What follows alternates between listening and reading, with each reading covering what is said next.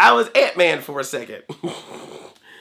That was dumb. Hi, I'm Andre and I'm a black nerd, and I saw Ant-Man and the Wasp. I saw it with my buddy Lamar Wilson. You might have seen our pictures on Instagram, and I can just say the movie is fun. It's not groundbreaking. It's not one of these Marvel movies that you come out going, oh my God, Marvel changed the game again. Oh, it's the best Marvel movie of all time. Oh, drown in the goodness that is Marvel. It's like, no, it's just good. It's just fun. This movie is probably the most sequel of Marvel movies as of late. It just plays the hits. The things you liked about the first movie, they do it again in the second movie. You got your comedy, you got your action scenes, you got Michael Pena telling some story where it cuts to the different people talking with his voice as he tells the story. You look at the Captain America movies and see how they've changed from each movie that's come out. Or you look at Thor Ragnarok and how that was a complete departure from the first two Thor movies. This one is like a sequel, like a straight up sequel. I feel like with Marvel movies, especially with some of the Marvel movies we've gotten recently, there's these feelings of feeling like you have to deep dive into the movie or deep dive into spoilers or have a bunch of Marvel movie theories that come after it. And that's gonna happen with this movie too. But for me personally, I just went in going, hey, I just want a fun, good time, especially after the last Marvel film. I need something lighthearted and fun. And Ant-Man and the Wasp delivered. Yes, there are some elements of it though that you will be able to use for your Marvel theories. I'm just saying right now, you're gonna probably hear the word quantum for like the next year. If you don't want to hear a bunch of Marvel theories or spoilers, mute the word quantum and you'll probably be good. Because quantum is mentioned a lot. There's the quantum realm, which they brought up in the first movie. There's quantum technology. Quantum is going to become the new vibranium. Or actually, what we can do is, if we can get quantum and vibranium together, make a quantum vibranium, that will just solve all the world's problems. But the elements that they added to this movie, like the Wasp and Ghost and some of the new technology and fun ways to shrink and grow things, that was all cool. Like, that was a lot of fun. And I gotta say, man, I've been on that Paul Rudd tip since Clueless. I've always thought that he was a good actor. I've always loved seeing him pop up in random movies, but I really liked him in this. He's a good person to be this type of character because Ant-Man, let's just be real, it's just a dude that shrinks and grows. That's pretty silly and that could get a little tired. So he is a good character as Scott Lang to make you still invested in this thing even after you've gotten over the novelty of things growing and shrinking. There's one particular scene that he does in this movie that I will not spoil, but it was a true testament of how good he is because it's a scene that could have been done very over the top, almost even a little like stereotypical. He plays it so perfectly that you believe what's going on, and then you add to that the reactions of everyone around him when he is doing this thing, and I was like, wow, that's just impressive. Respect, Paul Rudd.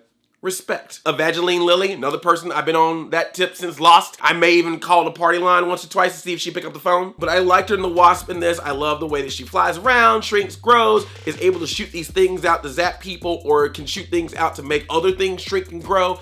She's really cool to the point where I'm almost like, you know what? You probably could have just made her the Wasp in the first movie. Like, I don't know why they waited. I guess they were trying to do like an Iron Man 2 thing with War Machine. You know, next time. Sorry, Terrence. She was good. She was really good. I actually like a lot of the cast in this movie. I thought that everyone was enjoyable. Walton Goggins is a villain in this thing, and he's your typical, hey, everybody, I'm the bad guy. He's having a lot of fun in this. I was looking at him going like, why did you have this much fun in Tomb Raider? Tomb Raider, you were all serious, but in this one, he's like, hey, I'm the bad guy. I'm gonna steal that from you. I got some men that'll kill you.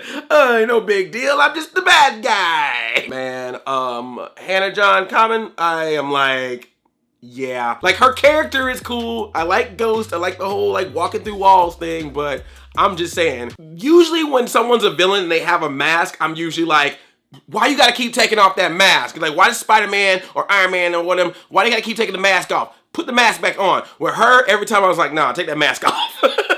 She got nice eyes. I'm sorry, I'm not trying to be weird about this, but she has like the coolest eyes in the world. I could just be like, those are some cool ass eyes. Your eyeballs are priceless. You know, it's like art. But I like her character too, and I like that once again they're doing this whole thing of like, is she a villain or is she misunderstood? Is there some backstory to her that might be the reason why she's the way that she is? Some of her backstory we've kind of seen before. I'm just gonna say this.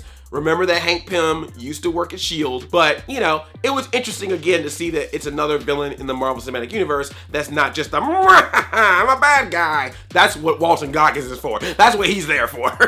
She's allowed to be a little bit more nuanced, a little bit more layered, so that he can just come around and go, I'm gonna take this from you, Hank Pym.